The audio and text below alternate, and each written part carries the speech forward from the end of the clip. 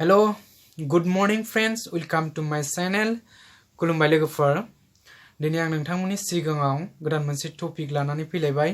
नोंथांमोना भिडिअखौ script खालामालासिनो दानालासिनो beginning two एन्डिं जागायनायनिफ्राय लानानै जोबजासिम नायलांगोन होननानै आसा खालामलायबाय आरो नोंथाङा जुदि आंनि चेनेलाव गोदानबा चेनेलखौ साबस्क्राइब खालामदो आरो लाइक खालामदो आरो कमेन्ट खालामदो आरो हागौमानि शेयार खालाम लोगो नोंथांमोन आरो आगदाथिङै थानाय नटिफिकेशन बेलखौ थुनानै होआखैबा थुनानै लादो लोगो नोंथांमोन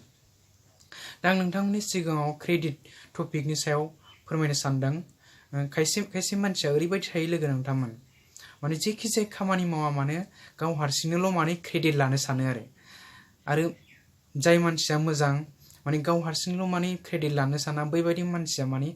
इउनिटि खौसेथियै खामानि मावो जास्ट आं नोंथांमोननि सिगाङाव मोनसे फुटबल गेमजों आं फोरमायनो सानदों जाय मानसिया माने गाव हारसिंल' माने क्रेडिट लानो सानो बैबायदि मानसिया मा बलखौ रावनोबो पासिं होआलासिनो गावनो गल सोनानै माने क्रेडिट लानो सानो आरो जाय मानसिया मोजां बैबायदि मानसिया मा गाव हारसिंनो माने क्रेडिट लानो साना माने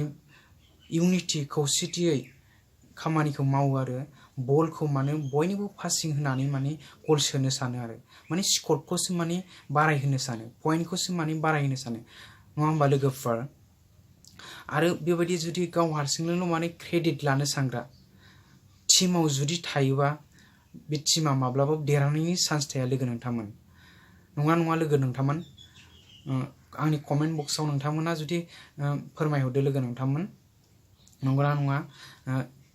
आरो लोगोफोर जोबनायाव आं नोंथांमोननि सिगाङाव मोनसे खोथा बुंनो सानदों नोंथाङा जुदि आंनि चेनेलाव गोदानबा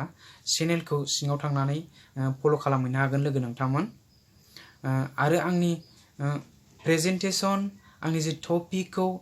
मोजां मोनग्रा भिउवार्सफोरनिसिम थेंक इउ स' माच लोगो नोंथांमोन थेंक्स फर वाचिं खुलुमबाय लोगोफोर बाय बाय